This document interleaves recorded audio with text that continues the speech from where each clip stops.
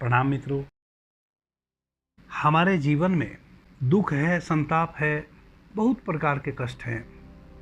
कोई भी व्यक्ति सुखी नहीं है।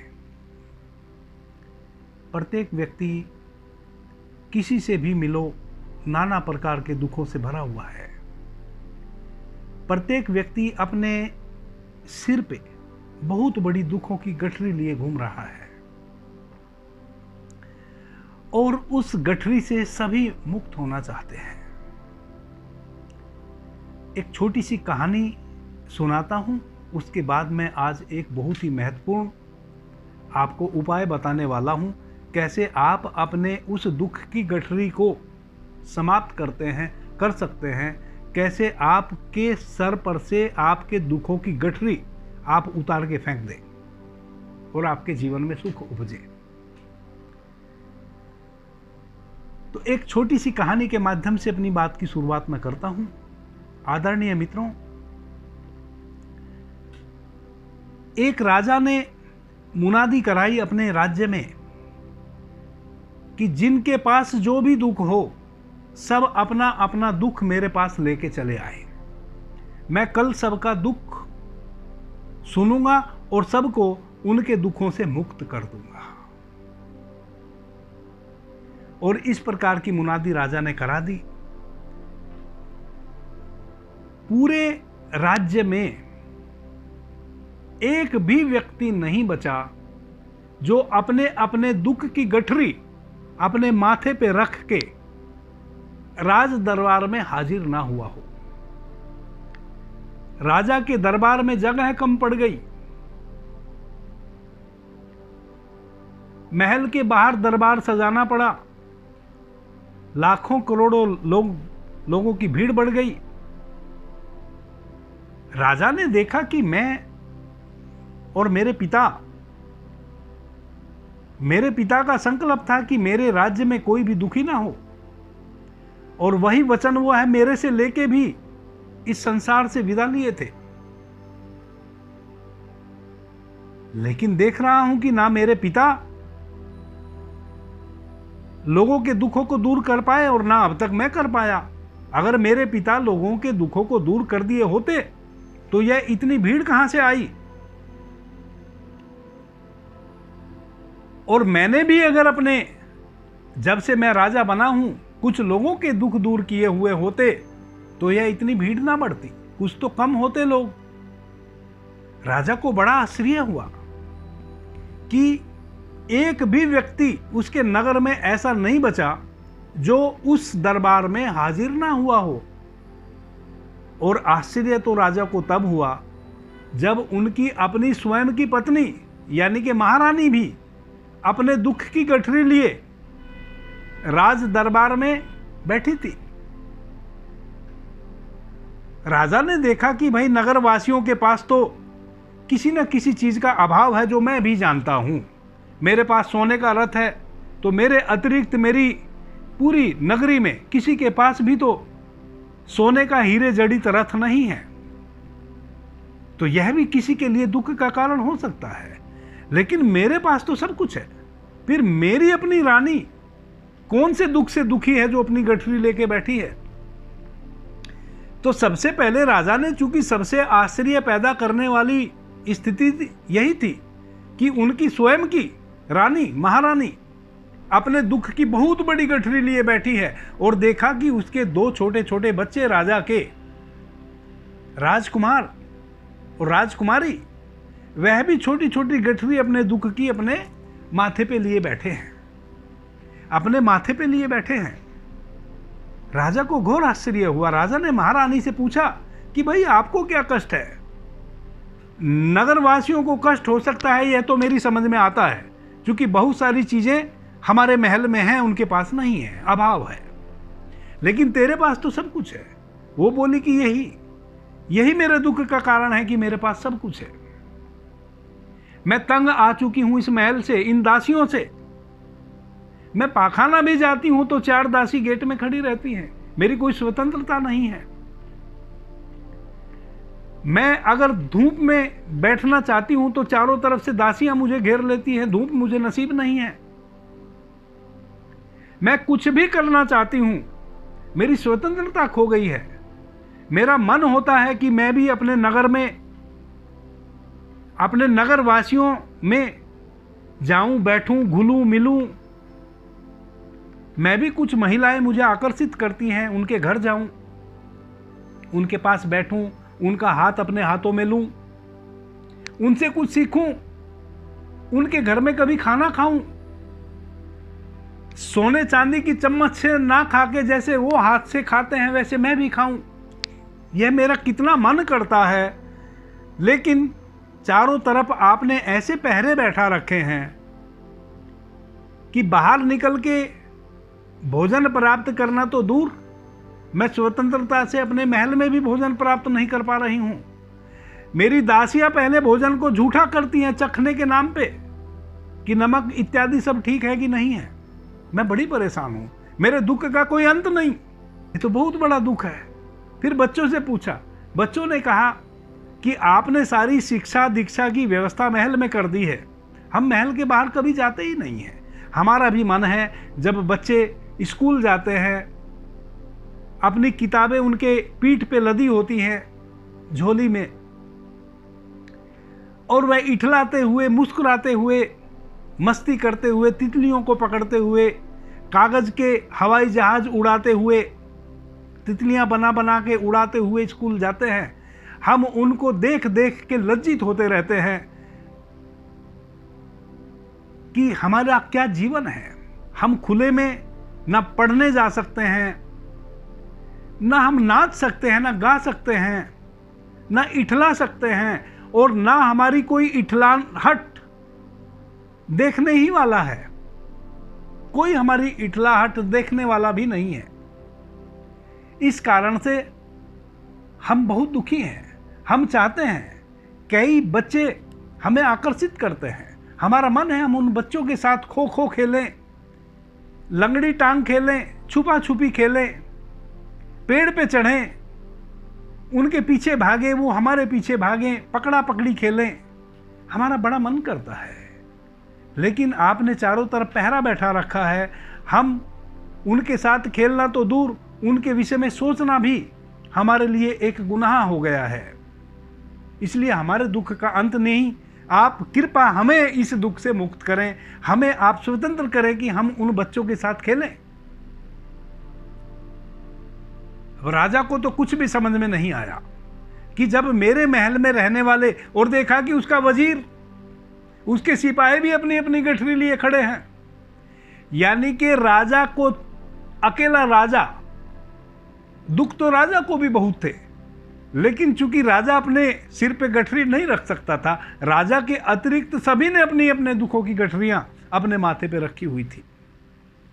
राजा ने चारों तरफ देखा कि कोई व्यक्ति ऐसा था ही नहीं पूरे दरबार में जिसके पास उसके अपने दुख की गठरी उसके माथे पे ना हो। तो राजा को पहली बार यह होश आया कि दुख यूं मिटाया जा नहीं सकता किसी के द्वारा। दुख तो मिटेगा स्वतंत्रता में, और दुख तो मिटेगा केवल और केवल ज्ञान से। वह ना धन से मिटने वाला है, ना धान्य से मिटने वाला है, किसी ना वैभव से मिटने वाला है, ना वह झोपड़ी से महल में आ जाए, महल से झोपड़ी में आ जाए तब मिटने वाला है। वह केवल और केवल मिटेगा ज्ञान की रोशनी से, ज्ञान के प्रकाश से। बिना ज्ञान के दुख ना कभी मिटा है, ना मिट सकता है। दो चार नगरवासियों से राजा ने पूछा कि बताओ भाई तुम्हारा दुख क्या है। सबने अपना अपना दुख दो चार लोगों ने बताया। इतने लोगों को देख के राजा तो घबरा गया कि मेरा तो पूरा जीवन बीत जाएगा खाली इनका दुख सुनने में, दूर तो कब कर पाऊंगा, सुनने में ही मेरा जीवन बीत जाएगा। तब राजा ने कहा कि भाई एक काम करो, पहले तो मुझे क्षमा करो, मेरा भ्रम टूट गया कि मैं तुम्हें सुखी कर सकता हूं। एक बात। दूसरी बात यह है कि भाई तुम एक प्रकार से, एक युक्ति मुझे सूझी है, तो तुम थोड़ी देर के लिए दुख से मुक्त हो जाओगे। तो वह क्या है कि तुम अपनी अपनी गठरी बदल लो, अपनी अपनी गठरी, सब गठरियां इकट्ठी रख दो और जिसको जो मन हो वह गठरी उठा के ले जाओ। तो इस प्रकार से गठरी बदल जाएंगी तो तुम्हारे दुख बदल जाएंगे। आदरणीय मित्रों, कितनी भी गठरी बदल जाए, मेरा दुख किसी और के पल्ले पड़ जाए, किसी और का मेरे पल्ले पड़ जाए, दुख तो दुख है। मैं उस दूसरे के दुख से दुखी हो जाऊंगा और दूसरा मेरे दुख से दुखी हो जाएगा। दुख मिटा कहां? दुख मिटता है ज्ञान के प्रकाश से, ज्ञान की रोशनी से। आदरणीय मित्रों, हमारे जीवन में बहुत दुख है। ज्ञान के प्रकाश से उन दुखों को मिटाया जा सकता है। और वह क्या है? वह बहुत सूक्ष्म एक विज्ञान है। उसको आप समझ लेंगे तो आप दुख से सदैव के लिए मुक्त हो जाएंगे। सुबह जब आप निद्रा से जगे, अपने बिस्तर पे बैठ जाएं, आंख बंद कर लें और यह जो हमारा आज्ञा चक्र है, जहां माताएं बहनें बिंदी लगाती हैं, मैंने तिलक लगा रखा है, इसको कहते हैं आज्ञा चक्र, शिव नेत्र, त्रिनेत्र, तीसरा नेत्र, शिव का नेत्र, आज्ञा चक्र। यह बहुत महत्वपूर्ण है। इस आज्ञा चक्र पे स्थिर होके हम जो भी विचार करते हैं, अच्छा या बुरा, अगर हम कुछ दिनों का अभ्यास करें तो हमारे जीवन में नेगेटिविटी छटने लगती है, पॉजिटिविटी आने लगती है।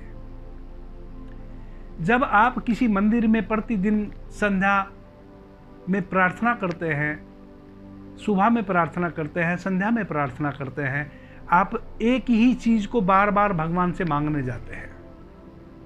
हे भगवान, मेरी बेटी जवान हो गई है, उसके लिए सुयोग्य वर की जरूरत है। मेरा बेटा जवान हो गया है, उसको एक नौकरी की जरूरत है। आप सुबह शाम निरंतर एक प्रार्थना करते हैं। वह प्रार्थना भगवान सुनता हो या ना सुनता हो, लेकिन यह अस्तित्व जरूर सुनता है। निरंतर एक ही प्रार्थना एक मंत्र बन गई। जब आप एक ही प्रार्थना सुबह शाम अपने घर में आप अगरबत्ती जलाते हैं और वही प्रार्थना करते हैं, मंदिर में जाते हैं तो भी आप वही प्रार्थना करते हैं, और जिस भी देवालय में आप जाते हैं वही प्रार्थना करते हैं, तो यह अस्तित्व आपकी प्रार्थना को सुनने लगता है। और अगर सच्चे मन से गहराई से आपने उस प्रार्थना को अपने भीतर उठाया है, निरंतर उठाया है, तो एक दिन आता है कि अस्तित्व में आपकी बातें पकड़ ली गई होती हैं, सुन ली गई होती हैं, और जो भी आपकी प्रार्थना जिस विषय पे थी, जिस विषय से संबंधित थी, वैसा आपके साथ होने लगता है। वह कैसे होने लगता है मित्रों? यह अस्तित्व और हम एक ही हैं, हम दो नहीं हैं। हम इस अस्तित्व से जुड़े हैं। हमारी जो भी इच्छा है, वह जिसको हम ब्रह्मांड कहते हैं, यह ब्रह्मांड उसको सुनता है और उसको पूरा करता है। पूरा कैसे करता है? अगर मैंने धन मांगा तो धन की थाली उड़ी हुई नहीं आती है, सोने चांदी से भरी हुई। मेरे सामने जब अगर मैं निरंतर धन की कामना करता हूं इस ब्रह्मांड में, तो धन का आगमन कैसे होगा? कोई ऐसी व्यवस्था बनेगी, कोई ऐसा अपॉर्चुनिटी आएगी मुझे। अगर मेरे घर में जवान बेटा है तो उसकी नौकरी का ऑफर आएगा। कुछ भी ऐसा, कोई भी नए व्यवसाय कोई सुझाने आपको आ जाएगा, आप उस व्यवसाय में कूद पड़ेंगे, आपको लाभ हो जाएगा। तो जब अस्तित्व आप पे कृपा करता है तो वह वैसे करता है कि आपके सामने अपॉर्चुनिटी आना शुरू हो जाती है। फिर आप उस अपॉर्चुनिटी को समझते हुए और उसमें कूद पड़ते हैं और आपका भला हो जाता है। अगर आपने धन मांगा था तो धन अर्जन होने लग जाता है। मित्रों, कई बार आपने देखा होगा कि आप कोई ऐसा कार्य कर बैठते हैं कि आपकी खुद की स्वयं की पूंजी भी डूब जाती है, और कभी कभी आप छोटे मोटे कार्य को करते हैं, थोड़ी सी पूंजी लगाते हैं और अधिक लाभ कमा के ले आते हैं। तो जब आप इस अस्तित्व से प्रार्थना करते हैं, ब्रह्मांड से प्रार्थना करते हैं, तो ब्रह्मांड आपकी सुनता है, तब आप थोड़े में अधिक अपने लिए प्राप्त कर पाते हैं। यही विज्ञान है। अगर आप किसी भी कारण से दुखी हैं, उस दुख से मुक्त होने की प्रार्थना आप करते हैं, तो धीरे धीरे आपका दुख छटने लगता है। दुखी होने के पीछे के जो कारण हैं, जिन कारणों से आप दुखी हैं, जिन कारणों से आपके जीवन में दर्द है, वह धीरे धीरे कारण दूर होने लगते हैं। ऐसे आपकी अस्तित्व मदद करता है। कभी भी इस भ्रम में ना रहें कि कोई सोने की थाली उड़ती हुई चली आएगी, ऐसा नहीं होता है। अपॉर्चुनिटी आएगी और आती है, 100% आती है, 100% आती है। तो आज की जो विधि है बड़ी महत्वपूर्ण है। आप सुबह में जब बिस्तर पे जगें, आंख बंद रखें अपनी, और यह जो बायां हाथ है और इसकी जो यह उंगली है, यह उंगली हमारे आज्ञा चक्र से रिलेटेड है। इस उंगली को आप ऐसे ऐसे ऐसे ऐसे पकड़ लें, पूरा टाइट पकड़ लें। ऐसे देखो, ऐसे पकड़ लें, ऐसे ऐसे पकड़ लें। ये उंगली है, इन 4 उंगली से इसको ऐसे पकड़ लें। और ये जो अंगूठा है आपका, ये इस उंगली के ये जो नाखून है, ये नाखून है, इसके पास ले आए। यहां आंख बंद रखें और इसको आप ऐसे दबाएं अपने नाखून से। आपके जो नाखून जहां समाप्त होता है उंगली का, यह जो नाखून समाप्त होता है, यह नाखून समाप्त होता है, यह जो ढोरी है इसके नीचे यहां आप दबाएं। ऐसे 4 उंगली से पकड़ लें और ऐसे इसको दबाएं। ऐसे इसको दबा के रखें और अपनी नासिका जो है, नासिका के सामने इसको ऐसे ले आएं। आंख बंद रखें। अपने पूरे होश को अपने आज्ञा चक्र पे स्थित करें, यानी कि अपना पूरा ध्यान अपने आज्ञा चक्र पे लाएं। इसको ऐसे दबा के रखें और जो भी आपकी प्रार्थना है, आप अस्तित्व से प्रार्थना करें। कैसे करेंगे? हे प्रभु, आज का दिन आपने मुझे जीने के लिए दिया। मैं रात्रि में निद्रा में ना जाने कहां चला गया था, अभी मुझे होश आया है तो मुझे पता चला मैं जीवित हूं।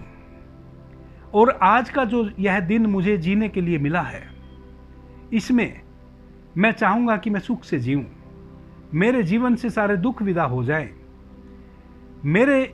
अगर मेरी बेटी को एक सुयोग वर मिल जाए, मेरे बेटे को एक नौकरी का ऑफर आ जाए, जो भी आपके जीवन में दुख है, जो भी आप चाहते हैं, उसको आप दोहराएं। इस प्रकार से 5 बार आप अपने उस संकल्प को दोहराएं कि आज मैं संकल्प लेता हूं, आज का जो दिन प्रभु की तरफ से मुझे जीने के लिए मिला है, मैं इस अस्तित्व से प्रार्थना करता हूं कि मैं इस दिन को 100% शुद्ध आत्मा से, शुद्ध चेतना से, प्रेम पूर्ण रूप से जीने की कोशिश करूंगा। आज मैं किसी से घृणा नहीं करूंगा, द्वेष नहीं करूंगा। आज मैं अपने पूर्व में जो मेरे काम शुरू मैंने किए थे और वह अधूरे पड़े हैं, उनको पूरा करने की कोशिश करूंगा। और मैं अस्तित्व से प्रार्थना करता हूं कि मेरे बेटे के लिए, मेरी बेटी के लिए सुयोग वर आज मुझे जरूर सूझेगा। आज जहां जहां भी मेरा धन कहीं फंसा है, वह धन की मैं कामना करता हूं कि वह धन मेरा वापस मेरे पास आएगा, या आज मुझे कोई ऐसी अपॉर्चुनिटी आएगी जो मुझे धन धान से आपूरित कर देगी। इस प्रकार से आप जो भी संकल्प, एक अपना संकल्प बना ले, आपको क्या अस्तित्व से प्रार्थना करनी है। जैसे मैंने आपको बताया, मैं यह नहीं कह रहा हूँ, आप यही प्रार्थना करें। जो भी आपकी प्रार्थना हो सकती है, जो भी आपके मन में है, वैसी प्रार्थना आप अस्तित्व से करें। 5 बार दोहराएं। उसके बाद अपनी दोनों हाथों की हथेलियों को ऐसे अपनी आंखों पे रखें और धीरे धीरे आंख खोल लें। फिर देखें कि आपका कौन सा स्वर चल रहा है, आप कौन सी नासिका से श्वास ले रहे हैं। कैसे देखेंगे? जैसे एक नासिका को बिल्कुल बंद कर लो। देखें कि इससे अगर सहज श्वास आ रहा है, जबरदस्ती श्वास लेना और छोड़ना नहीं पड़ रहा है, तो इसका मतलब यह चल रही है। अब इसको बंद करके देखो, अगर इससे सहज श्वास आ रहा है, नॉर्मल बिल्कुल इजी वे में श्वास आ और जा रहा है, तो इसका मतलब आपका दाहिना स्वर चल रहा है। दाहिने स्वर को हम सूर्य स्वर कहते हैं, पिंगला नाड़ी कहते हैं। बाएं स्वर को हम चंद्र स्वर कहते हैं, इड़ा नाड़ी कहते हैं। तो जौन सा भी आपका स्वर चल रहा है, यानी कि जिस नासिका से आप श्वास ले रहे हैं, उस तरफ आप ऐसे हाथ रखें और वही पैर आप अपने पलंग से नीचे बढ़ाएं। अगर दाहिना स्वर चल रहा है, यानी कि सूर्य नाड़ी चल रही है, तो 1 2 3 पलंग से उठें, 1 2 3 कदम रखें और खड़े हो जाएं। उसके बाद फिर आगे बढ़ें, फिर अपने कार्य में लग जाएं।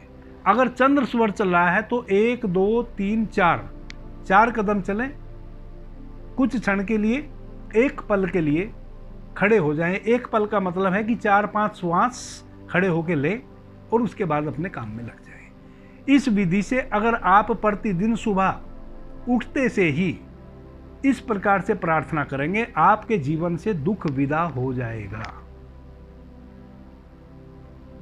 अभी के लिए इतना ही। आपने मुझे ध्यान से, प्रेम से सुना, उससे मैं बहुत अनुग्रहित हूं। सभी मित्रों को मेरा प्रणाम, धन्यवाद।